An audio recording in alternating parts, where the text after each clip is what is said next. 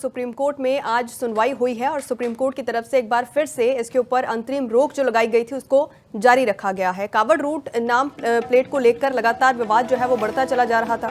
Supreme court की तरफ से 22 जुलाई को पहले इसके ऊपर बता दें कि अंतरिम रोक लगाई गई थी और उसके बाद आज जब सुनवाई हुई है तो इसमें उत्तर प्रदेश सरकार की तरफ से हालांकि अपना हल्फनामा दाखिल किया गया था।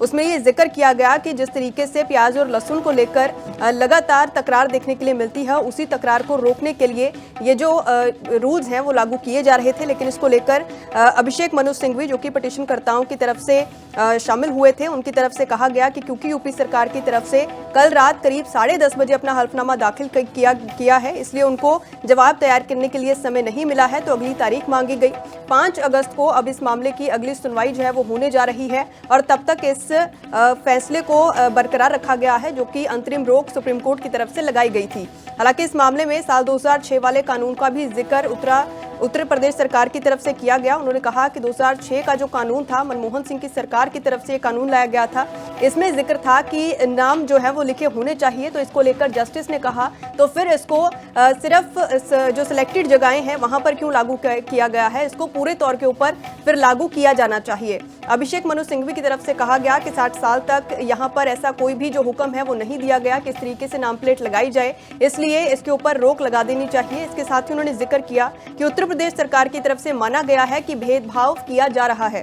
उत्तर प्रदेश सरकार ने जो हल्फनामा दाखिल किया उसमें से स्टेटमेंट पढ़ते हुए नजर आए अभिषेक मनु सिंघवी, जिसमें ये लिखा गया था कि ये जो भेदभाव हो रहा है, जो वितकरा हो रहा है, वो अस्थायी तौर के ऊपर हो रहा है।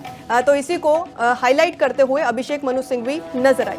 सुप्रीम कोर्ट में आज सुनवाई हुई है और सुप्रीम कोर्ट की तरफ से एक बार फिर से इसके ऊपर अंतरिम रोक जो लगाई गई थी उसको जारी रखा गया है। कावड़ रूट नाम प्लेट को लेकर लगातार विवाद जो है वो बढ़ता चला जा रहा था। सुप्रीम कोर्ट की तरफ से 22 जुलाई को पहले इसके ऊपर बता दें कि अंतरिम रोक लगाई गई थी और उसके बाद आज जब सुनवाई हुई है तो इसमें उत्तर प्रदेश सरकार की तरफ से हालांकि अपना हल्फनामा दाखिल किया गया था।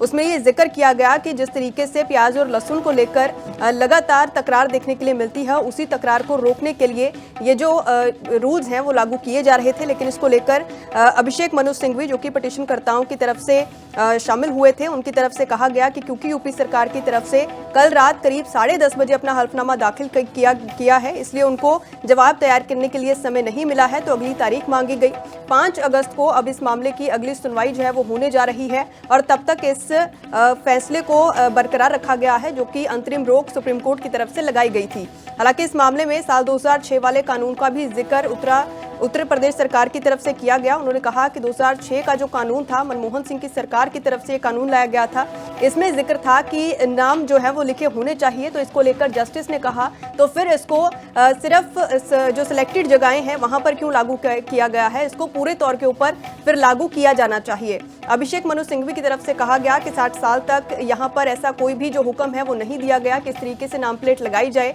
इसलिए इसके ऊपर रोक लगा देनी चाहिए। इसके साथ ही उन्होंने जिक्र किया कि उत्तर प्रदेश सरकार की तरफ से माना गया है कि भेदभाव किया जा रहा है। उत्तर प्रदेश सरकार ने जो हल्फनामा दाखिल किया उसमें से स्टेटमेंट पढ़ते हुए नजर आए अभिषेक मनु सिंघवी, जिसमें ये लिखा गया था कि ये जो भेदभाव हो रहा है, जो वितकरा हो रहा है, वो अस्थायी तौर के ऊपर हो रहा है। तो इसी को हाईलाइट करते हुए अभिषेक मनु सिंघवी नजर आई।